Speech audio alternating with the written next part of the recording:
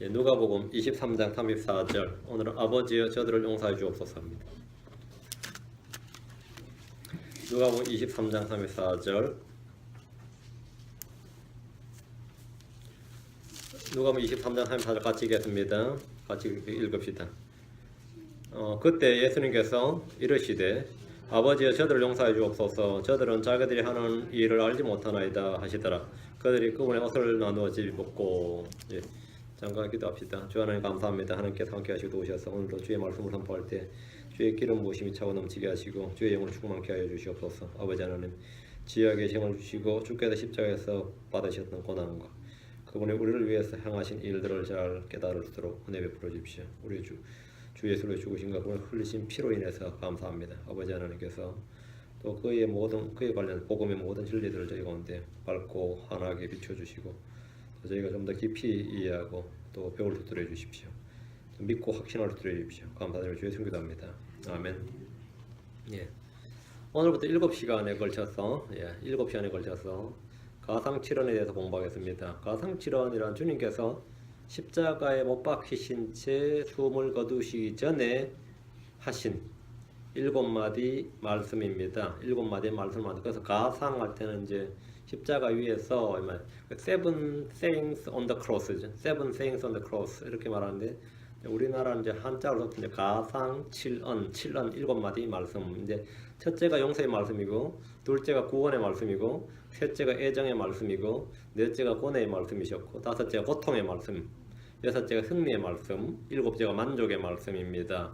십자가 위에서 주님은 자신을 못 박은 세상 사람들 향해 용서의 말씀과 용서의 기도를 하셨는데 아버지여 저들을 용서해 주옵소서. 저들은 자기들이 하는 일을 알지 못하나이다 하시더라.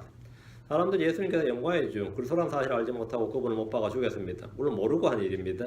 예수님 십자가 위에서도 회개하는 죄인을 향해 구원의 복음을 전하셨습니다. 예수님께서 그에게 이르시되 진실로 내가 내게 이르노니 오늘 내가 나와 함께 낙원에 있으리라. 이 주님께서 하신 말씀입니다.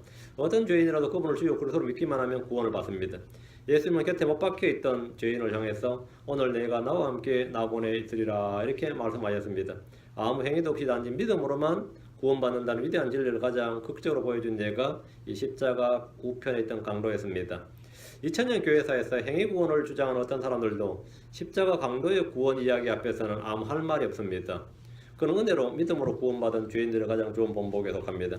십자가 위에서 주님께서 하신 세 번째 말씀, 주께서 하신 세 번째 말씀은 모친 마리아와 요한에게 한 말입니다. 마리아를 향해서 그로 예수님께서 자기 어머니와 자기가 사랑하는 제자 곁에 서 있는 것을 보시고 자기 어머니에게 이르시되 여자여 당신의 아들을 보소서 하시고 여자여 당신의 아들을 보소서. 이게 주님께서 하신 세 번째 말씀입니다. 주님 모친 마리아에게 여자여 당신의 아들을 보소서라고 하셨는데 그 뒤에 요한을 향해서 내 어머니를 보라 이렇게 말씀하셨습니다.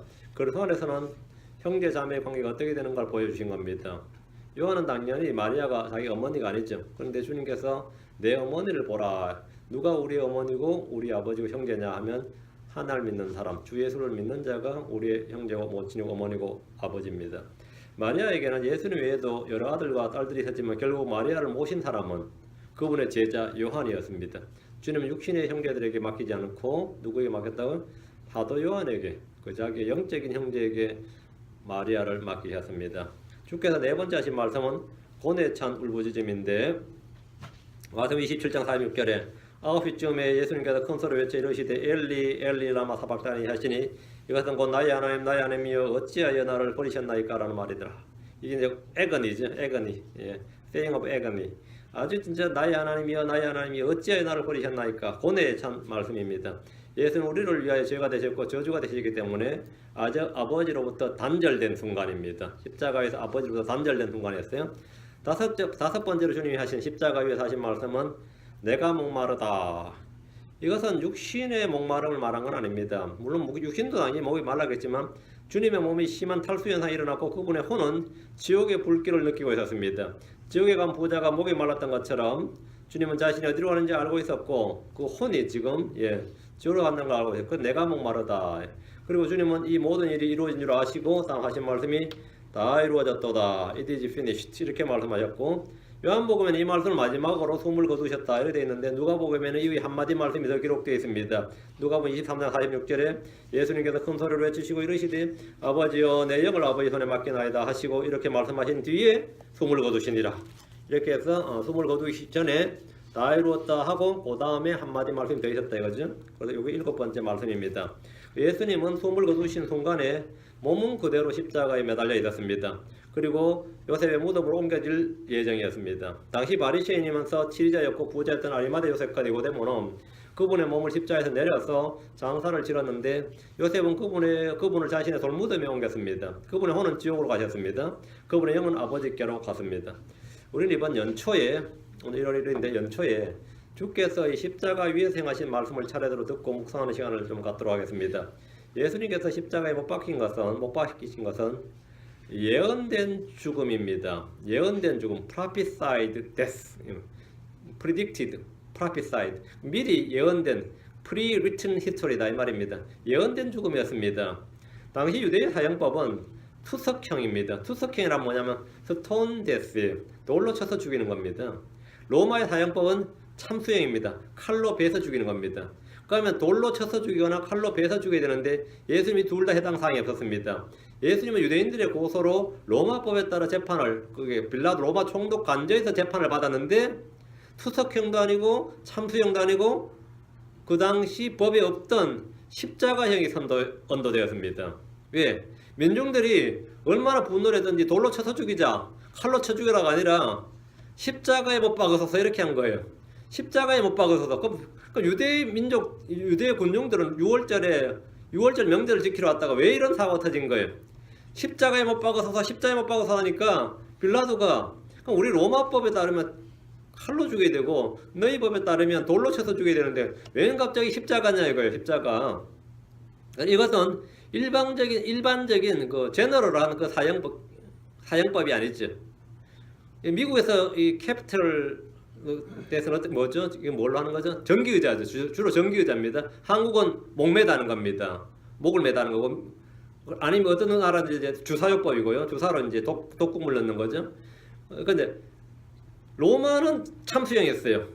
그런데 유대인들은 투석형인데 자꾸 십자가에 못 박아달라는 거예요. 십자가에. 왜냐하면 일반적인 사형법으로 죽이는 거는 당시 일반적인 사형법으로 죽이는 것은 자기들 분노에 속이 안 차는 거예요. 그래서 가장 저주스러운 형벌에 해당하는 것, 가장 저주스러운 죽음으로 죽게 해달라는 것. 왜냐하면 물법에 따르면 나무에 달린 자는 다 저주받은 자니라 했으니까 예수님은 이 예수를 바로 저주받은 자의 표상으로 만들어서 죽여버리자 이런 거였습니다. 십자가에 못 박히면 사람은 이 출혈의 고통으로 인해서 실신을 반복하다가 서서히 죽습니다. 여러분이 십자가에 못 박히면 사람이 얼마나 죽을 것 같아요? 손과 발이 십자가에 못 박히면 잘 안 죽죠. 손과 발에 못이 박혔는데 고통스러울 뿐이지 그게 죽는 건 아니란 말이죠. 십자가에 못 박히면 어떤 사람 사흘도 살고 어떤 나흘도 삽니다. 십자가에 못 박히면. 왜 잘 안 죽는다고. 그런데 아무 주지는 않죠. 주지도 않고. 이 신경을 건드리는 여기 십자가에 못을 박았으니까 사람 죽을 맛이겠지만 죽진 잘 않는 거예요. 손과 발에서 서서히 피가 빠지면서 위로는 뜨거운 태양이 이제 비치고, 그죠? 고열과 함께 탈수 현상이 진행됩니다. 그러나 밤에는 굉장히 춥죠. 십자가형은 다 벌거벗깁니다. 우리가 예수님 초상화 보면 이제 이 허리 쪽을 이렇게 가려놨는데 그게 아닙니다. 완전히 벌거벗깁니다. 십자가형은 완전히 네이키드예요. 완전히 벌거벗긴 채 밤에는 얼마나 추워요. 그래가지고 완전히 낮에는 뜨겁고 밤엔 춥고 손과 발은 완전히 신경이 마비돼서 이게 완전히 기절해버리면 차라리 좋아요. 완전히 기절해버리면 차라리 안 아플 거 아니에요. 근데 이게 손과 발이라 특징이 심장도 아니고 목도 아니고 손과 발이기 때문에 이게 깨어났다 실신했다 깨어났다 실신했다 이렇게 되는 거예요. 이 형이 독특한 사형법이에요. 그래서 사람이 만드는 형 중에서 가장 잔인한 서서히 3일 있던 4일은 걸려서 죽게 하는데 피와 수분이 동시에 이제 빠져나갑니다. 이때 이제 곧 이 두통, 고열과 두통, 탈수 현상이 진행되는데 온몸 사람이 느낄 수 있는 통증의 그 마디마디 통증을 다 느낄 수 있도록 만드는 아주 독특한 사형법입니다. 차라리 신체 일부를 파괴를 해버리던가 잘라버리면 잘라버리고 부숴버리면 부숴버리던가 뼈를 부러뜨리는 거 이렇게 파괴를 해버리던가 아니면 마비를 시켜버린다든가 이러면 사람이 실신해서 그쪽에 굉장히 죽어가지고 아예 고통이 없는데 이 손발에 박힌 못은 계속해서 통증을 느끼게 합니다. 왜? 사람은 알게 모르게 자기가 움직이게 됩니다. 아무리 못이 박혀도 잠깐 움직이게 돼요. 약간 움직이게 되면 그 약간의 움직임은 온몸을 그냥 전신을 그냥 몰아붙이는 거죠. 완전히 기절하도록 몰아붙이는 거죠. 그러다 꼼짝없다 그건 또 그렇게 안 됩니다. 왜? 몸은 중심이 쏠리게 됩니다. 아무리 꽉 묶어놨다 그래도 손발은 약간 움직이게 되는데 이렇게 되다 보니까 이 의학적으로 밝혀진 사실에 따르면 3일 정도 못 박혀 있으면 1000번 정도로 혼절했다가 깨어났다가 반복하다가 서서히 죽는다고 알려져 있습니다. 이 사순절 고난절이라 그래서 여러분이 우리 뭐 여기 미국이나 한국 같은 데 별로 안 하는데 이 캐톨릭 국가들은 많이 합니다. 그럼 이제 뭘 하냐면 사순절에 십자가에 못 박힐 사람, 십자가에 못 박혀서 예수님의 고난을 한번 체험해 볼 사람을 자원 발론티어를 받으면 수많은 사람들이 발론티어가 나와요. 그럼 젊은 사람들이 좀 건강한 사람 하나를 진짜 십자가에 못을 박습니다. 그래가지고 떼어 세워놓으면 죽지. 진짜로 얼마나 아프겠어요. 그러다가 이제 죽기 전에 의사가 이제 대동했다가 이제 몇 시간 지나면 이제 못을 뽑아줘가지고 이제 치료를 받는 그런 이 필리핀에서는 아주 흔한 일이고요. 해마다 있어요. 해마다. 원래 너무 자원자가 많아서 몇 명만 뽑아가겠다 그러면 진짜 지룩지룩 살찐 애들 말이죠. 묶어가지고 십자에 못 박아나 보면 진짜 확 나겠죠. 그래 십자에 못 박으면 뭐 애들 완전히 뭐 그냥 가는 거예요. 그냥 뭐 완전히 가는 거죠. 그 애들은 미리 채찍에 맞지도 않고 뭐 창으로 찌르지도 않았어요. 그냥 순전히 손과 발에만 십자에 못 박아도 그래서 이제 의사들 옆에서 이제 측정을 하는 거예요. 그 애들 상대로 실험 한번 해보는 건데 자기들이 자원을 했으니까 예수님의 고난 한번 재현해 보겠다고 자원했는 애들인데 보통 1000번 정도로 혼절했다가 깨어났다 반복하다가 서서히 죽는다고 알려져 있습니다. 하지만 예수 그리스도께서는 이 십자에 못 박히신 지 6시간 만에 죽으셨습니다. 6시간 만에. 왜 그런가 하면 밤새 채찍에 맞으셔서 이미 체력도 고갈된 데다가 피를 너무 많이 흘리셨어요. 그러다 로마 군인이 옆구리에 창으로 옆구리를 찔러가지고 피와 물을 다 쏟으셨기 때문에 즉사하신 거예요. 사실은 거의 6시간 만에 돌아가신 거죠. 그 빌라도에게 아리마다 요셉이 와서 십자가에 있는 예수님 시체를 내놓으라니까 벌써 죽었느냐? 뭐 아직 벌써 죽었을 리가 있느냐? 이 말이에요. 6시간 만에 죽는 건 없다 이거죠. 그래서 예수님 6시간 만에 죽으셨어요.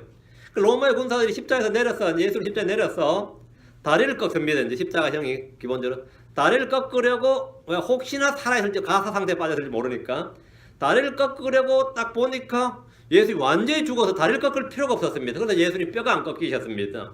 그 다리를 꺾으려다 보니까 이미 죽어 있는 걸 보고 병사들이 놀랐어요. 주님께서 스스로 생명을 내놓으신 겁니다. 초자연적인 거죠. 누구도 죽고 싶을 때 마음대로 생명을 내놓을 수가 없습니다. 하지만 주님은 주님의 뜻을 다 이루신 후에 스스로 생명을 내어놓으셨습니다. 아무도 예수로 생명을 빼앗을 수 없습니다. 예수님은 십자가에서 7마디의 말을 남기셨는데 이 고통 가운데 주님께서 무슨 정신으로 말을 하셨다요. 그냥 막 미치겠다, 막 짜증난다가 아니라 막 세상 쏟아면 저주를 한 것도 아니고 뭔가 말씀하셨는데 오늘 저희는 십자가에 높이 달린 채 주님의 첫 번째 말씀을 듣고자 합니다. 누가복음 23장 34절 그때 예수님께서 이러시되 아버지여 저들을 용서해 주옵소서 저들은 자기들이 하는 일을 알지 못하나이다 하시더라. 그들이 그분 옷을 나누어 제비를 벗고 예수님이 지금 말씀하신 시점을 기억하시고 그때에 언제죠? 십자가에 못 박힌 시점입니다. 그때에 예수님께서 이르시되 그때란 예수님께서 재판을 받으시고 채찍을 맞으신 후에 목요일 제3시경을 말합니다. 예수님이 못 박힐 때 또 다른 범죄자도 사형을 받게 되어서 그분과 함께 십자가에 못 박혔습니다. 주님께서 십자가에 못 박히자마자 가장 먼저 한 일이 뭐냐 하면 그것은 바로 하나님께 기도를 드린 것이었습니다. 사람은 종종 육신의 질병으로 인하여 끔찍한 고통에 시달려 본경을 받고 있을 겁니다. 겨울에 심한 독감으로 정신이 몽롱해져도 기도한다는 것은 거의 불가능하게 됩니다. 지금 혈관이 터지고 극심한 통증이 전신에 퍼져나가는 그때에 주님은 기도하기 시작하셨습니다. 아래에서는 예수의 옷을 제비벗고 백성들과 치리자들 함께 비웃으며 하는 말이 있었죠. 35절에 보면 지금 누가복음 35절에 백성은 서서 지켜보는데 치리자들도 그들과 함께 그분을 비웃으며 이르되 그가 남들을 구원하였으니 만일 그가 하나님께서 택하신 자고 그리스도이면 네가 진짜 그리스도라면 말이에요. 자기도 구원할 것이니라 하더라. 남은 구원하도 자기는 구원 못하냐 이거죠. 사람들은 동정심이 전혀 없이 조롱했습니다. 군사들도 덩달아 식초를 입에 갖다 대며 내가 만일 유대인들의 왕이거든 내 자신을 구원하라 이렇게 조롱을 했습니다. 도저히 기도할 수 없는 이런 상황에서 주님은 기도를 시작하셨습니다. 이는 주님이 평생을 온전히 기도로 살아오셨기 때문에 가능한 일입니다. 십자가의 아래에는 민중들의 흥분과 살인의 광기가 소란스럽고 몸은 갈래갈래 찢겨지는 이런 상황에서 주님은 고요히 기도하셨습니다. 여러분은 포근한 카페 뒤에서도 기도 실패하지 않습니까? 카우치에 앉아서 졸고 있지 않습니까? 평소에 지속적인 기도 생활이 없다면 주님께서 십자가를 지라고 명할 때, 죽으라고 명할 때 우리는 순종할 수 없을 겁니다. 만약 순종해서 십자가를 졌다 하더라도 기도하지 않는다면 감당할 수 없을 겁니다. 주님은 말씀을 기억하고 순종했습니다. 주님은 사람들에게 거부되어 십자가에 매달린 지금이나 사람들이 종려나무 가지를 흔들며 호산나 다윗의 자손이 하며 열렬히 환호하던 순간이나 한결같은 마음이었습니다. 사람들의 어떠함은 주님 자신의 어떠함에 영향을 미치지 않았습니다. 사람들의 영광을 받을 때나 사람들에게 멸시를 받을 때나 주님은 언제나 동일했습니다. 주님의 마음은 언제나 동일했습니다. 예수님께서는 사람들이 자신에게 어떻게 대하느냐에 따라서 일희일비하지 않으셨습니다. 며칠 전 열렬히 환호하던 그 백성들이 돌변해서 십자가에 못 박으소서, 없애소서, 십자가에 못 박으소서를 외쳐 연호할 때, 또 자기를 정죄할 때 주님이 그들에게 갖는 마음은 동일하셨습니다. 언제나 하나님의 말씀을 기억하고 자기의 주어진 말씀을 묵묵히 순종해 나갔습니다. 주님께서 하신 일이 뭡니까? 이사야 53장 12절에 그러므로 내가 그로 하여금 위대한 자들과 몫을 나누게 하리니 그가 강한 자들과 노력하면서 나누리라. 이는 그가 자기 혼을 쏟아부어 죽기까지 하며 그가 예수를 속아 자기 혼을 쏟아부어 죽기까지 하며 범법자들과 함께 계수되었기 때문이라. 강도들과 함께 계수되었죠. 그는 많은 사람들의 죄들을 담당하며 범법자들을 위해 중보하였느니라. 지금 자기 위에는 죄가 올라와 있습니다. 세상 죄가 다 자기 몸 위에 올라와 있어요. 범법자들을 위해 중보하였느니라. 이게 십자가에서 주님이 말씀을 기억하고 행하신 일입니다. 주님은 십자가에서 말씀을 성취하셨습니다. 이 순간도 주님은 범죄자들을 위해 중보기도 하심으로써 아래에서 조롱하고 있는 백성들에게 말씀을 증언하셨습니다. 자신이 바로 이사야 53장 12절에 나오는 바로 이 순간 이 메시아라는 사실을 그들 앞에 증언해 준 겁니다. 이 순간에 누구라도 예수님의 기도하는 모습을 통해서 이사야 53장 12절을 기억할 수 있다면 예수님이 성경대로 우리의 죄를 위해 죽으시는 메시아라는 사실을 믿을 수 있을 것입니다. 그럼 믿을 수 있을 겁니다. 그러나 성경을 가르치고 율법에 정통하다고 자보던 바리새인들이나 관원들, 치리자들, 제사장들조차도 예언이 성취되는 현장에서 그 현장에서 서 있으면서 그 말씀을 놓치고 있었습니다. 예수님은 마지막 순간까지 온몸으로 성경을 보여주시고 성경을 입증하심으로써 복음을 선포하셨습니다. 우리는 어떻습니까? 약간만 바빠도 약간만 어려움에 처해도 갈팡질팡하며 하나님의 말씀에 순종하지 못하고 헤맵니다. 조그마한 어려움에도 낙심하고 짜증을 내고 원망합니다. 내가 처해 있는 그 순간 그 상황에서 하나님의 말씀을 기억하고 영광을 돌릴 생각을 하지 못하고 죄를 짓고 맙니다. 너는 왜 그러냐? 난 지금 믿음의 선한 싸움을 싸우고 있다요. 왜 믿음을 선사는 왜 이거 안 하느냐? 나는 지금 세상에 순종하지 않는다. 난 세상에 동화되고 싶지 않다. 이렇게 하나님의 말씀을 기억하고 순종하면 그게 뭐가 되는 거죠? 그게 다 전사가 되는 겁니다. 여러분 다 그리스도의 군사들이고 전사들입니다. 만약 여러분이 십자가 밑에 모이는 백성 가운데 서 있다고 생각해 보십시오. 그 역사의 현장에서 무엇을 하셨겠습니까? 범죄자를 위해 중보하신 예수로의 기도를 들었다고 한번 생각해 보십시오. 여러분 어떻게 반응했겠습니까? 하나님의 말씀으로 듣고 그 자리에서 무릎을 꿇었겠습니까? 아니면 십자가 위에서 기도하셨던 주님은 지금도 쉬지 않고 저와 여러분도 기도하고 계시는데 우리라면 어떻게 했겠느냐예요. 주의 말씀을 들어도 그것이 주의 말씀인 줄 알지 못하면 아버지여 저들을 용서해 주시옵소서 하는 말씀이 이것이 바로 대언자 이사야를 통해서 하신 주의 말씀이고 이분이 바로 그리스도라는 사실을 알지 못한다면 야 죽으면서도 대단한 기도를 하네 하는 생각할 수 있을 겁니다. 아버지여, 주님의 첫마디 말씀은 아버지여 였습니다. 하나님은 언제나 아버지였습니다. 성경 기록에는 우리 주 예수 그리스도의 아버지, 하나님은 우리 주 예수 그리스도의 아버지입니다. 이 관계는 변하지 않습니다. 마태복음 3장 17절에 보라 하늘로부터 한 음성이 있어 이르시되 이 사람은 내 사랑하는 아들이라 내가 그를 매우 기뻐하노라 하시니라. 예수님은 유년 시절에도 광야에서 시험을 당하시던 때도 십자에다 모난 고초를 받은 당시에도 지금에도 언제나 아버지이셨습니다. 아버지가 계셨습니다. 예수님은 어떤 상황이 닥치든지 아버지의 씀을 믿으셨습니다. 하나님은 언제나 우리 모두의 주님이셨습니다. 하나님은 내가 구원받은 이후로 언제나 아버지셨습니다. 오늘날 너무나 많은 사람들이 이 복스러운 관계를 붙들고 살아가지 못합니다. 예수님은 자신이 가장 고난받는 가장 고통스러운 순간에 아버지를 불렀습니다. 우리는 언제나 아버지를 부르는 겁니다. 아버지. 유혹과 위험의 순간에 닥치면 하나님의 아버지가 아닌 것처럼 행동하고 그렇게 생각해 버립니다. 위기와 고난의 순간에 더욱더 나를 돌보시고 인도하신 하나님이 나의 아버지란 사실을 기억하십시오. 우리의 모든 신앙생활의 힘은 여기서부터 나옵니다. 아버지, 아버지요, 아버지요. 예수로서는 아버지요 부르심으로 십자가 아래 사람들을 내려다보기 앞서서 위에 계신 하나님을 올려다봤습니다. 밑에 있는 사람들을 내려다보기보다 하늘에 계신 하나님을 올려다보였습니다. 우리는 우리가 처한 환경을 내려다보느라 위에 계신 하나님을 올려다보지 못할 때가 얼마나 많습니까? 환경이 끊을 수 없는 하나님의 사랑은 하나님이 바로 저와 여러분의 아버지이시기 때문입니다. 다른 이유가 없습니다. 아버지이시기 때문입니다. 아버지이시기 때문입니다. 여기서 우리가 기억해야 할 것은 우리가 처한 환경이나 환난과 고난이 문제가 아니라 우리가 무엇을 위하여 그런 일을 겪고 있느냐는 겁니다. 우리가 겪는 환난과 고난이 아버지의 나라와 그분의 뜻을 이루기 위한 것이라면 언제 어느 때라도 아버지요 라고 친밀하게 부를 수 있을 겁니다. 내가 어떤 경우에서도 아버지요, 아버지요. 자, 아버지요 불렀다면 아버지께 우리는 무언가를 구할 수 있습니다. 예수님은 자신이 아니라 자신이 고통 없게 해달라고 구한 것이 아닙니다. 이대로 평안히 죽게 해주시옵소서, 뭐 그것도 아닙니다. 저들을 용서하여 주옵소서, 저들을 용서하여 주옵소서. 오직 이곳에서만 주님께서 이렇게 기도하셨습니다. 이 부분은 주목해서 주님의 음성을 잘 들어보시기 바랍니다.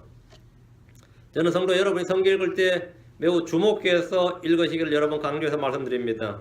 저들의 죄를 용서하여 주옵소서, 그게 아닙니다. 저들을 용서하여 주옵소서입니다. 저들을 용서하여 주옵소서. 예수님께서 아버지를 부른 것은 조롱하고 채찍질하고 못을 박은 사람들의 죄를 사해달라고 부른 것이 아닙니다. 예수님께서는 이 세상에서 죄를 사할 권세가 있음을 여러 차례 보여주셨습니다. 십자가에 못 박히지 않으셔도 주님은 사람들의 죄를 사해줄 수 있습니다. 예, 주님은 사명권이 있습니다. 누가복음 7장 48절에 아들아 기운을 내라 내 죄들을 용서받았느니라. 주님께서 이미 공생에 사역에 하는 많은 사람들의 죄들을 용서하셨습니다. 누가복음 7장 48절에도 이 여자에게 이르시되 내 죄들을 용서받았느니라. 죄들을 용서하는 것은 주님께서 흔한 일이었습니다. 예수님께서는 죄를 사하심으로써 자신이 바로 하나님이심을 보여주었습니다. 예수님이 바로 육신이 되신 하나님이기 때문입니다. 예수님은 온 세상의 모든 사람들의 죄를 짊어지시고 죄가 되셔서 죽임을 당하고 지옥으로 갈 것입니다. 지금 십자가 위에서 기도하시는 예수님은 자신을 저주하고 조롱하고 못 박던 사람들의 죄도 남김없이 모두 담당하고 계십니다. 세상 사람들의 죄를 짊어지신 예수님이시기에 아버지께 정당하고 합법적으로 저들을 용서하여 주옵소서라고 요청할 수 있는 겁니다. 그 예수님께서는 아버지여 저들을 용서하여 주옵소서라 했는데 그들을 용서할 수 있는 근거가 뭐냐? 내가 바로 십자가에 못 박혔나이다. 내가 십자가에 못 박혀서 저들의 모든 죄를 다 담당했사오니 이제는 저들을 용서하여 주옵소서 이렇게 청원은 이건 합법적인 권리입니다. 주님께서 합법적인 청원이고 합법적인 권리예요. 이 요청은 천하 사람에게 예수로서 한 분 외에는 누구도 하나님께 이렇게 요청할 수가 없습니다. 우리가 그렇게 말하면 그건 뭐 말이 안 되는 거죠. 그래서 예수님께서 저들을 용서해 주옵소서 하면 하나님께서 그것을 뭐해야 되냐? accept 해야 됩니다. 왜? 주님께서 자신의 몸으로 죄를 다 담당하셨기 때문입니다. 그럼 하나님은 예수 그리스도께서 십자가에서 한 이 기도된 이 청원을 그대로 받아서 모든 사람들을 용서해 줘야 되는 거죠. 용서해 줘야 됩니다. 하나님, 예수님 한 분만이 합법적으로 주님께 이것을 구할 수 있는 겁니다. 다른 사람 누구도 하나님께 이렇게 간구할 수 없습니다. 주님만 이걸 구할 수 있어요. 오직 예수님만이 중보자로서 저들을 용서해 주옵소서 이렇게 청원할 수 있습니다. 주님은 정식으로 아버지께 죄인들의 사면을 건의하고 요청하고 있는데 이는 합법이었습니다. 이건 정당한 권리였고 합법적이었습니다. 가늠하다 현장에 잡힌 여자가 받아야 할 죄의 형벌을 주님이 대신 짊어지셨습니다. 38년 된 마을병 환자의 죄도 주님께서 짊어지셨습니다. 세리와 창녀들의 죄를 주님이 짊어지셨습니다. 12제자뿐 아니라 사두개인들과 바리새인들과 서기관들과 율법사들과 본디오 빌라도를 비롯해서 헤롯 왕의 죄까지도 주님은 짊어지셨습니다. 저들을 용서하여 주옵소서 하면 하나님께서 accepted 이렇게 말한 겁니다. 네가 한 기도 accepted 받아들였다 이거예요. 저와 여러분의 죄 앞으로 태어날 모든 사람의 죄를 주님은 짊어지셨습니다. 이번 미국에 어떤 사람, 여러분 다 아는 사람일 겁니다. 지금 러시아로 망명가 있는 미국 이 사람들 개인정보를 막 해킹해가지고 한다고 이 내부 폭로한 사람이죠. 스노우든이라는 사람이에요. 그 도망을 쳐버렸는데 지금 러시아에 있죠. 그래서 오바마가 이제 곧 이제 임기가 끝나니까 오바마 대통령한테 사면 요청을 했어요. 미국 돌아오고 싶으니까. 오바마가 퇴임하기 전에 나를 좀 사면해달라고 했으면 퇴임하기 전에 나를 사면해달라고 했더니만 오바마가 재판도 안 받은 사람을 내가 어떻게 사면하냐 이래 됐어요. 와서 재판을 받아서 형이 확정돼야 내가 사면하는데 재판을 안 받은 사람을 어떻게 내가 사면하느냐 이래가지고 사면을 안 해준다 이렇게 했어요. 근데 미국 법은 말이죠. 앞으로 유죄를 받을 가능성이 있는 사람도 사면할 수 있습니다. 오바마 대통령은 힐러리가 만약에 정치 보복을 당할 것 같아서 위험이 상당히 있다 이러면 이 퇴임하기 전날에 그냥 힐러리를 사면해버리면 힐러리가 이 이메일 사건에 여러 가지 돼 있죠. 그걸로 걸려들어도 평을 안 받습니다. 미국은 이 사면권이 그런 사면권이 있어요. 한국 대통령은 그게 없어요. 죄가 확정 안 되면 사면 못 합니다. 나라마다 물론 다른데 주님께서는 누군가가 사면을 요청을 하면 그 사면 검토위원회에서 이제 사면위원회에서 이 사람 사면해도 되나 안 하는지 하고 있는데 마지막에 대통령이 죄가 하면 사면이 되는 겁니다. 그런데 하나님은 어떤 죄인들의 죄를 사면하는데 일방적인 사면은 없어요. 사면의 근거가 되는데 누가 사면을 요청하냐면 예수님께서 하나님 아버지께 아버지여 저들을 용서해 주옵소서 하고 사면을 건의하는 거죠. 사면을 요청하면 하나님께서는 예수님이 행하신 일을 보고 그 흘리신 피와 죽으신 을 보고 모두가 다 사면을 받을 수 있다 해서 사면에 서명을 하는 겁니다. 그 아버지가 저들 용서해 주옵소서 이것이 바로 죄사함의 판결문이고 선언입니다. 주님은 사면을 건의하고 요청하고 청원을 했는데 이 청원은 그대로 하나님께 그대로 다 뭐가 된 거죠? accepted가 되는 기도였단 말이지. 이것이 바로 성경에서 말하는 사면입니다. 그래서 모든 죄는 다 사면이 되는 겁니다. 이게 비밀입니까 아닙니까? 알려져 있죠.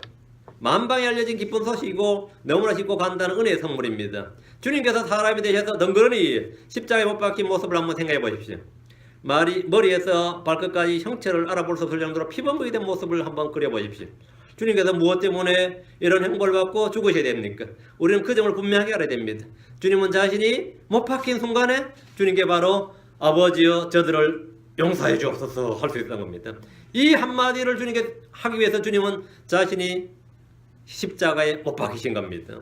이 사면, 죄들의 사면을 위해서, 죄인들의 용서하기 위해서 주님 십자가에 못 박히셨어요. 그러니까 주님은 바로 십자가에 못 박히자마자 바로 그때에 주님 하나님께 이 사면을 요청하고 그 사면을 당연히 받아들여야 했습니다.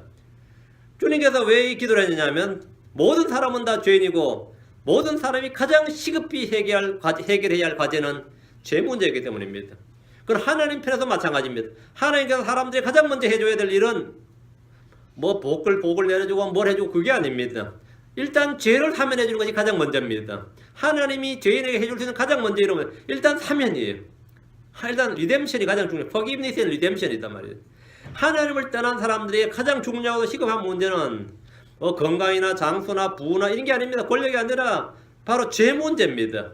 사람들은 죄에 대해서 무감각하게 살았거나 가볍게 생각하지만 이런 죄가 무엇인지 죄의 결과가 무엇인지 알지 못하기 때문입니다. 죄는 사람을 죽게 할 뿐만 아니라 영원토록 지옥에서 고통을 받게 합니다. 죄는 하나님과 원수되게 하며 하나님의 진노를 불러일으킵니다. 죄는 나의 생사 문제에 직접 연관이 있고 영혼의 문제와 직접 관련되어 있기 때문에 가장 시급하게 해결해야 할 문제입니다. 예수님께서 가장 시급하게 십자가에 못 박히자마자 가장 시급하게 가장 먼저 청원한 게 뭐냐면 아버지여 저들을 용서해 주옵소서. 아버지여 저들을 용서해 주옵소서. 그래서 여러분 다 구원받을 수 있는 겁니다. 하나님 예수님께서 바로 그 청원을 십자가에서 친히 하셨기 때문에 이거는 뭐 누구도 거부할 수 없는 하나님 아버지께서도 거부할 수 없는 청원입니다. 죄상을 받기 이전에는 무슨 짓을 해도 하나님과의 화평이 없었습니다. 그러나 이제는 주님께서 죄들을 용서해 주는 건 아니라 그 사람 자체를 사면해 주는 겁니다. 하나님은 죄를 결코 묵과하지 않으십니다. 하나님은 죄와 죄인들에 대해서 엄중한 심판하십니다. 성경적 예를 보십시오. 노아 홍수 이전에 사람들이 가장 시급하고 중요한 것이 무엇이었습니까? 더 살기 좋은 사회 건설이나 복지사회나 민주주의 실현이나 경제적인 실현이나 분배 평등이나 사상과 언론의 자유나 그들이 그런 것이 아니었습니다. 그들이 멸망한다는 사실을 알고 그에 대한 대비책을 아는 것입니다. 소돔과 고모라 백성들이 가장 시급하고 중요한 일이 무엇이었습니까? 소돔과 고모라 사람들이 반드시 알아야 될 일, 가장 시급한 일은 뭐였어요? 이 도시가 멸망한다요. 이 도시가 불로 멸망한다. 가장 빨리 해야 될 일은 이 도시에서 빨리 도망가야 된다는 거죠. 이 도시에 빨리 도망가야 된다. 이 심판을 피해야 된다요. 그들이 알아야 된다는 것은 하나님의 진노와 심판이 있다는 것이 도시가 멸망한다는 사실입니다. 하나님의 심판이 임한다는 겁니다. 사람들이 알아야 될 반드시 한 가지는 나는 죄인이고 이 죄는 반드시 죽어서 지옥에 간다는 겁니다. 하나님의 심판은 죄 때문입니다. 아무도 죄에 대해서 관심을 갖지 않고 하나님의 심판에 대해서 관심을 갖지 않지만 어느 날 죽어보면 그 사람은 지옥 갑니다. 어느 날 죽어보면 그 사람의 몸이 뭐 3일간 염을 하고 5일간 염을 했다가 그냥 화장터에 가서 죄 때문에 나올지 몰라도 그의 혼은 지옥불에서 불타고 있습니다.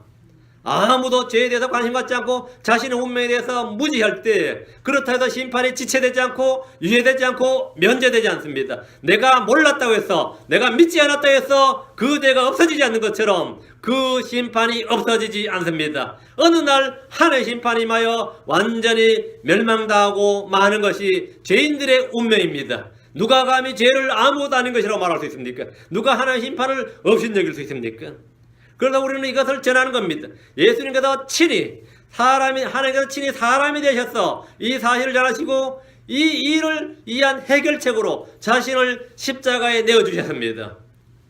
둘째, 십자가에서 주님의 관심은 사람들의 용서, 사람들의 사면이었습니다.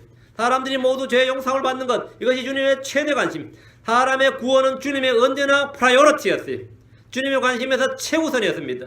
주님은 사람들이 좀 더 나은 환경에서 좀 더 배부르게 살도록 하는데 관심을 갖지 않았습니다. 주님의 관심은 평등사회 건설이나 복지사회 건설에 있지 않았습니다. 물론 우리 사회가 평등사회가 되고 복지사회가 되는 것이 중요하지 않다는 것이 아닙니다. 십자가에서 피를 흘리시며 기도하시는 주님의 일차적인 관심은 사람들이 아버지 하나님으로부터 죄의 용서를 받는 것이었습니다. 죄인이 의인이 되는 것, 죄인이 하나님의 아들이 되는 것, 어둠의 왕국에서 빛의 왕국으로 옮겨지는 것, 그것이 우리 주 예수 그리스도의 나를 향한 첫 번째 관심입니다. 여러분이 어느 집에서 어떤 직장을 갖고 어떤 학교를 나서 어떻게 사느냐, 그것은 하나님의 주관심이 아닙니다. 하나님의 주관심은 여러분이 의롭게 사는 의인이 되는 겁니다. 이것은 곧 저와 여러분의 관심사항이 되어야 됩니다. 이는 곧 우리 교회의 관심사항이 되어야 됩니다. 주님을 가장 가슴 아프게 하는 것은 손과 발에 박힌 못자국이 아니었습니다. 머리를 짓누르는 가시 면류관이 아니었습니다.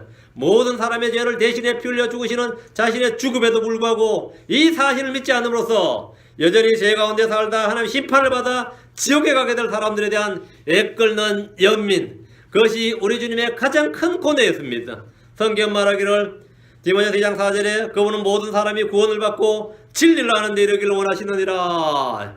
모든 사람이 구원을 받고, 이것이 우리 주님의 소원입니다. 이것이 1차 소원이에요. 진리를 아는 데 이르기를 원하시느니라. 하나님이란 간절한 소원은 먼저 구원을 받아 우리들이 이루어드려야 할 몫입니다. 저와 여러분이 주님의 관심과 동일한 소원, 동일한 관심을 갖는다면 많은 열매를 맺고 하나님으로부터 풍성한 유업의 상급을 받게 될 겁니다. 우린 다 같이 이렇게 기도해야 됩니다. 주님, 십자가에 놀라운 사랑에도 불구하고 믿지 않고 죽는 많은 사람들을 용서해 주옵소서. 저들을 믿음으로 인도할 수 있도록 저희를 사용해 주시옵소서.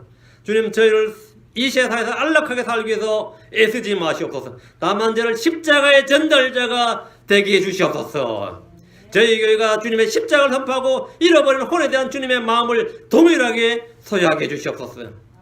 주님께서 나를 얼마나 잘 먹이고 잘 입히고 잘 살게 해줄까, 그런 구할 필요가 없습니다. 중국의 유명한 복음 전도자였던 워치만이가 기도할 때 주님, 나를 위해서는 아무것도 해줄 필요가 없습니다. 다만 주님을 위해서는 모든 것을 해주시옵소서. 나를 위해서 주님께서 해줄 일은 아무것도 없습니다. 다만 주를 위해서는 내게 모든 걸 해주시옵소서. 이것이 우리의 기도입니다. 여러분 먹고 사는 걸 염려하고 그것을 구하느라 기도하는 모든 시간에 헛것을 외치는 우매한 성도들, 그런 사람들은 이 시간 회개하고 주님의 십자가를 기억해야 됩니다. 우리는 십자가의 전달자가 되어야 됩니다. 주님의 십자가를 통해서 구원받은 저와 여러분이 십자가를 향해 바른 태도를 갖지 않는 한, 십자가를 향한 성도들의 자세와 기도가 바뀌지 않는 이상 십자가를 향한 세상의 태도도 바뀌지 않을 겁니다. 우리가 십자가의 전달자로서 그렇게 구원의 복음을 전하고자 잘 안 되는 것은 우리가 십자가에 대한 바른 인식과 바른 믿음이 결여되어 있기 때문입니다. 다음, 우리는 죄에 대한 우리의 태도를 결정해야 됩니다. 저와 여러분은 죄가 예수를 십자가에 못 박겠다는 사실을 기억해야 됩니다. 나의 죄에 대한 하나님의 판결문 이겁니다. 이자의 몸을 십자가형에 처하고 그 혼은 마귀와 그의 천사들 위해 예비된 영준하는 불에 들어가라. 이것이 모든 사람들에 대한 주님의 판결입니다. 모든 사람들의 죄는 그 몸은 십자가형입니다. 그 혼은 마귀와 그의 천사들 위해 예비된 영존한 불에 집어넣는 것, 그것이 바로 하나님의 공의로운 심판입니다. 나의 죄에 대한 이 형벌을 예수께서 담당하셨고 나를 용서해 주셨습니다. 나의 죄가 만왕의 왕이시고 만주에 주신 예수의 손과 발에 못을 박는 것이라면 어떻게 내가 더 이상 죄에 거할 수 있겠습니까? 내가 계속해서 죄에 거한다, 죄에 속박된다, 이건 말이 안 된다 이겁니다. 나의 허물과 나의 죄는 곧바로 예수로의 몸을 내리치는 채찍이었으며 양손과 발을 찌르는 대못이었습니다. 저들을 용서하여 주옵소서 하신 주님의 기도는 저와 여러분이 죄에 대한 태도를 결정할 것을 요구합니다. 죄를 미워하되 혐오하기까지 미워하고 악을 미워하되 철저히 증오함으로써 십자가에서 기도하시던 주님의 음성에 합당한 삶을 살아야 하는 겁니다. 넷째, 용서하는 주님을 배울 수 있습니다. 저들을 용서해 주옵소서. 기도하신 주님은 용서의 주님이셨습니다. 자신을 조롱하고 욕하고 십자가에 못 박는 사람들 위해 기도하고 주님은 그들을 용서하셨습니다. 주님의 용서로 인해 우리는 극형에서 사명과 용서를 받은 사람들입니다. 내가 받은 용서의 크기를 생각한다면 나에게 짓는 모든 사람의 죄는 용서할 수 있습니다. 우리가 우리에게 죄 지은 자를 용서할 수 없는 이유가 뭡니까? 십자가의 주님을 바라보는 대신에 그의 허물을 바라보기 때문입니다. 십자가의 주님을 바라본 게 아니라 그가 나에게 행한 일을 볼 때, 그 사람을 볼 때 용서가 안 되는 겁니다. 용서가 없는 삶은 기도를 허물고 영적인 삶을 황폐하게 만듭니다. 나를 용서해 주신 예수로께서 형제를 위해서도 동일한 용서를 구했다는 사실을 기억하십시오. 내가 잘못했다면 잘못을 회개하고 용서를 구하는 일에 지체하지 마십시오. 자신을 향해서는 무릎을 꿇고 주여 용서해 주시옵소서 이렇게 기도하면서 자기에게 죄를 지은 형제를 향해서는 주여 주의 공의로우심을 보이소서, 주의 크신 팔로 바로잡아 주시옵소서 이러면 그렇게 기도하는 사람이 되지 말라는 겁니다. 오히려 그 반대로 기도하십시오. 그 반대로. 예수님은 용서의 본이십니다. 두 구절 봅니다. 에베소 4장 24절, 골로새서 3장 13절. 또 우리는 용서를 어떻게 하느냐면 예수께서 나를 용서하신 같이, 우리를 용서하신 같이, 그것이 기준입니다. 에베소 4장 32절, 서로 친절히 대하며 상냥한 마음을 품고 서로 용서하기를 하나님께서 그리스도로 인하여 너희를 용서하신 같이 하라. 여러분, 용서를 어떻게 하라고요? 하나님께서 그리스도로 인하여 너희를 용서하신 것 같이, 하나님께서 그리스도로 인하여 너희를 용서하신 것 같이. 그 예수 그리스도께서 기도하실 때 주님은 용서하셨습니다. 우리를 용서하셨어요. 저들을 용서해 주옵소서 했을 때 하나님께서 그리스도로 인하여 그 기도로 인하여 너희를 용서하신 것 같이 하라. 뒤로 가서 골로 3장 13절. 누가 누구와 다툴 일이 있거든 서로 참고 서로 용서하되 그리스도께서 너희를 용서하신 것 같이 너희도 그리하며, 그리스도께서 너희를 용서하신 것 같이 너희도 그리하며, 그리스도께서 너희를 용서하신 것 같이. 우리는 예수님이 용서하신 것 같이 그렇게 용서해야 됩니다. 용서의 기준과 본은 예수님입니다. 복음서에서 예수님은 죄인들을 볼 때 그들을 계속해서 용서하셨습니다. 조건 없이 용서하셨어요. 예수님께 나와 용서받지 못한 사람이 아무도 없습니다. 예수님께 나왔을 때 금유를 입지 못한 사람이 아무도 없습니다. 주님은 가늠하다 현장에서 잡혀온 여자를 용서하셨습니다. 주님이 흘리신 피는 우리의 죄들을 사면하기 위한 피입니다. 마태복음 26장 28절에 이것은 죄들의 사면을 얻게 하려고 많은 사람을 위하여 흘린 나의 피, 곧 새 상속 언약의 피니라. 이것은 뭐라고요? 죄들의 사면을 얻게 하려고 많은 사람을 위하여 흘린 피, 흘린 나의 피, 곧 새 상속 언약의 피니라. 주님께서는 누구나 용서하셨듯이 우리 역시 그러해야 됩니다. 원수 갚는 일과 보복은 주께 맡기십시오. 우리가 할 일은 용서하는 일입니다. 원수 갚는 일은 주께 사실 일입니다. 반대로 하지 않도록 하세요. 반대로. 다섯째, 주님은 자신의 가르침을, 자신의 말씀과 가르침을 직접 실천하셨습니다. 주님은 산상수훈에서 제자들의 가르침 말씀이 있는데 자신의 말씀을 십자가 위에서 직접 행동으로 실천해 보이셨습니다. 자, 마태복음 5장 44절입니다. 마태복음 5장 44절. 나는 너에게 이르노니 너희 원수들을 사랑하며 너희를 저주하는 자들을 축복하고 너희를 미워하는 자들에게 손을 향하며 악의를 품고 너희를 다루며 너희를 핍박하는 자들을 위해 기도하라. 주님께서 이렇게 말씀하시고 자신은 어떻게 하신 거죠? 그대로 하셨다. 자신이 말씀하신 대로 너희를 핍박하는 자들을 위해 기도하라. 주님은 그들을 위해 기도하셨습니다.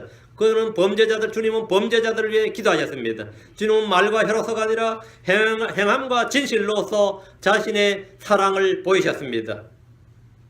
저들은 자기들이 무슨 일을 하는지 알지 못하나이다 하시니라. 저들은 자기들이 무슨 일을 하는지 알지 못하나이다. 그들은 예수님을 죄인 취급하며 십자가에 못 박았습니다. 사기꾼으로, 종교 사기꾼으로 생각할지 모릅니다. 메시아로 자칭한다. 거짓 대언자로 생각했을 수도 있습니다. 그래서 그들은 예수님을 십자가에 못 박았습니다. 그러나 그들이 생각했던 그 생각은 그것이 오류였습니다. 예수님은 참으로 하나님이셨고 그리스도셨고 주이셨고 메시아였습니다. 그러나 저들은 자기들이 무슨 일을 하는지 알지 못하나이다. 사실입니다. 이건 그들은 무지 가운데 행한 일이었습니다. 십자가에 못 박은 사람들은 지금 자기들이 나사렛의 예수를 십자가에 처형하고 있다는 사실을 너무나 잘 알고 있었습니다. 나사렛의 예수를 처형하지 그리스도를 처형한다고 생각하지는 않았습니다. 그래서 예수를 처형할 뿐이다. 빌라도는 죄가 없는 사람이 못 박힌 줄 알고 있었습니다. 유대인들이 모함해서 예수를 십자가에 못 박는구나. 이건 빌라도는 알고 있었습니다. 그들이 이스라엘의 근심거리요 사람이면서 하나님 아들이라고 하는 이 이단아를 처형하고 있는 줄로 알고 있었습니다. 그들은 지금 그들의 메시아를 죽이고 있다는 사실을 알지 못했습니다. 그들의 마음은 눈물에 있었기 때문입니다. 이스라엘은 아직도 이 사실에 대해 눈물에 있습니다. 세상 사람들 역시 십자가에 못 박힌 예수를 속아바로 주요 그리스도이시며 이스라엘의 소망이고 세상의 구주란 사실을, 세상의 구원자란 사실을 알지 못합니다. 하나님께서 유일한 구원자로 세우셨으며 그 이름만으로도 구원받아야 한다는 사실을 알지 못합니다. 오직 예수 그리스도를 통해서만 하나님의 모든 약속이 성취된다는 사실을 알지 못했습니다. 그들은 생명의 창시자를 죽이고 있다는 사실을 알지 못했습니다. 무지는 결코 무죄가 아닙니다. 무지는 무죄가 아닙니다. 이 같은 무지는 지금도 계속되고 있습니다. 단 한 번이라도 성경을 들고 나가서 복을 전해보신 분이라면 세상 사람들이 영적인 일에 얼마나 무지한지 금방 알 수 있을 겁니다. 이러한 무지는 심지어 교회 내에서도 발견됩니다. 자칭 크리스천이라는 사람들 속에서도 그들은 성경에 관심이 없고 영원한 생명에 관심이 없고 뭔가를 관심이 없습니다. 그들은 무지하면서 그것이 무지인 줄로 압니다. 무지에 대해서 그것을 무죄로 생각합니다. 뭐 모르면 어때? 뭐 알아서 좋은 게 뭐 있는데 이거 완전히 뭐 이게 뭐 큰 소리 당당하게 큰 소리로 그래요. 알면 뭐 어떻게 되냐고 이런 식으로. 주님께서 모든 사람이 구원을 받고 진리의 지식에 이르기를 원하시느니라. 진리의 지식에 이르기를 원하시나. 나는 너희가 알지 못하기를 원치 아니하노라 하셨습니다. 그리스도의 십자가의 피로 구원받은 성도와 교회라면 많은 사람들의 무지를 일깨워주고 주 예수께서 누구신지 그분께서 우리를 위해서 행하신 일이 무엇인지 알리는데 온 힘을 기울여야 됩니다. 우리 교회의 바람은 십자가 예수 그리스도를 깊이 알고 체험한 참된 지식을 소유한 사람들, 예수 그리스도의 십자가를 그냥 십자가의 그 죽으신과 피, 그분의 죽으신 그 그리스도를 그냥 머리로만 아는 것이 아니라 참된 체험을 통해서 그것을 예수를 깊이 알고 그 맛을 보아한 사람들, 그렇게 참된 지식을 소유한 사람들로 모두가 양육되는 겁니다. 이 교회의 모든 성도는 그렇게 참된 지식의 소유자가 돼. 그 트루 날리지란 건 뭐냐 이거예요. 그럼 어떻게 트루 날리지가 뭐 참된 지식이 뭐냐? 여러분이 애를 가르치면 말이죠. 만약 유치원, 초등학생 다 마찬가지입니다. 자, 여기 휴지는 휴지통에 버리라 하면 가르치면 애들이 다 알았어요, 선생님 그렇죠? 알았어요. 다 안다 그렇죠? 그런데 보면 뒤돌아보면 애가 휴지를 길거리에 버렸어요. 그 사람은 걔는 트루 날리지를 못 받은 겁니다. 휴지를 길거리에 버리려고 하다가 아무나 버리려고 하다가 아까 선생님 말씀이 기억나서 휴지통에 버리면 그건 트루 날리지 이러는 거예요. 참된 지식이 이런 겁니다. 참된 지식이 이런 거예요.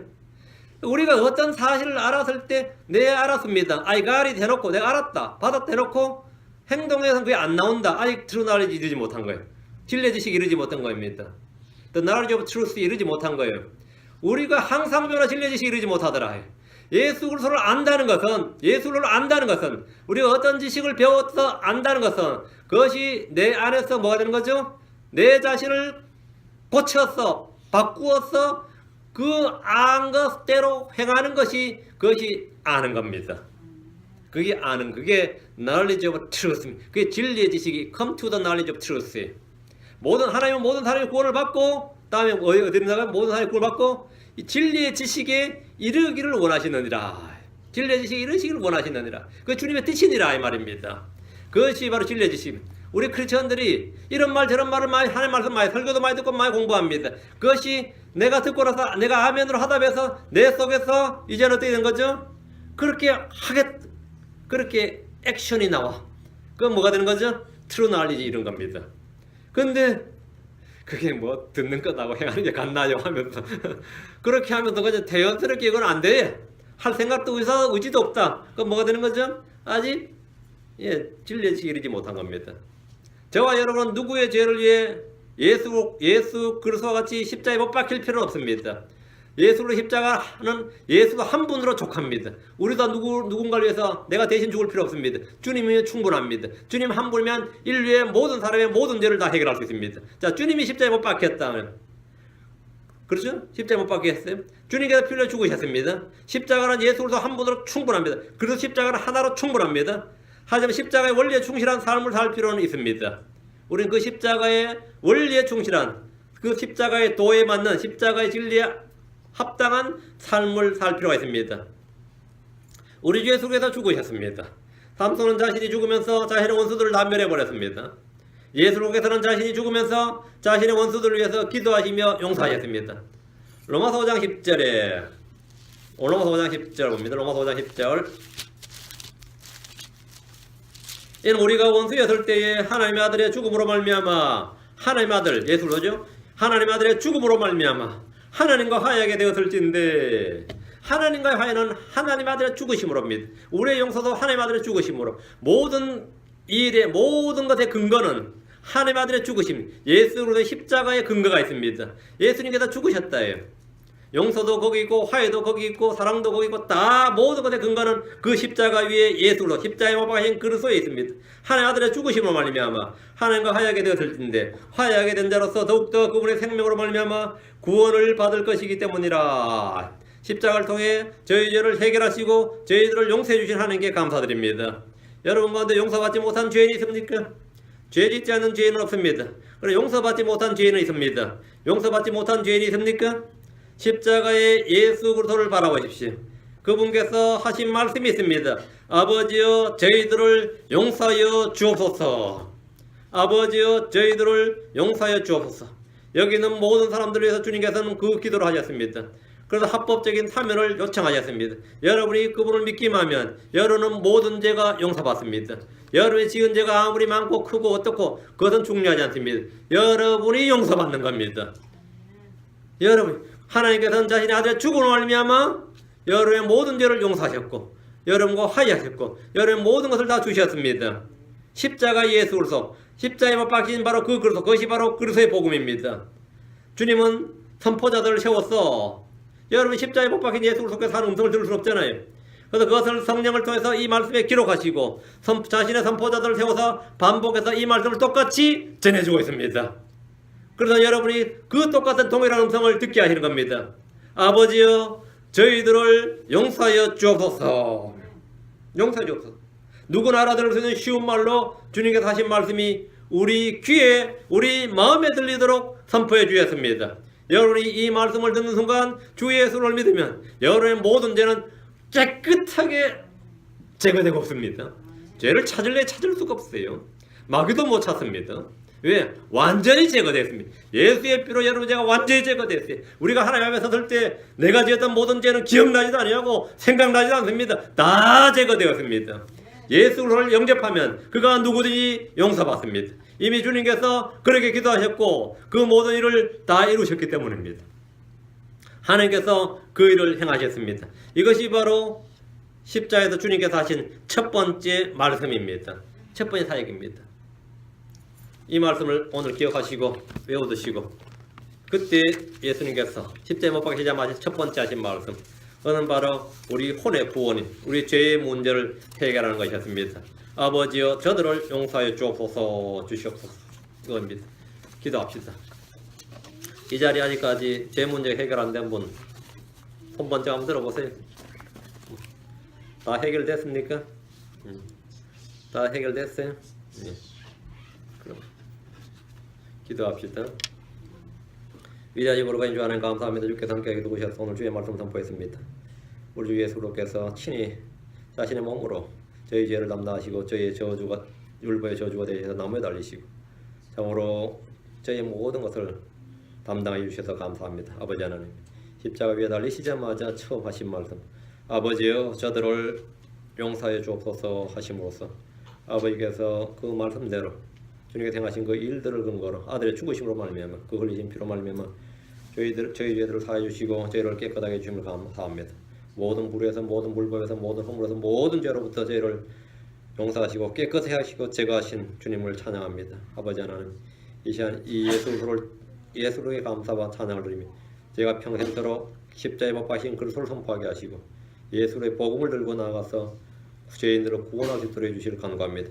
주께서 누구신지, 주께서 행하신 일이 무엇인지 담대하게 선포하도록 입술에 복음을 담아주시길 간구합니다. 늘 주의 성령을 충만하게 해주시고 복음의 권능으로 옷 입혀 주십시오. 감사드리며 주 예수 그리스도로 기도합니다. 아멘. 마치겠습니다. 예.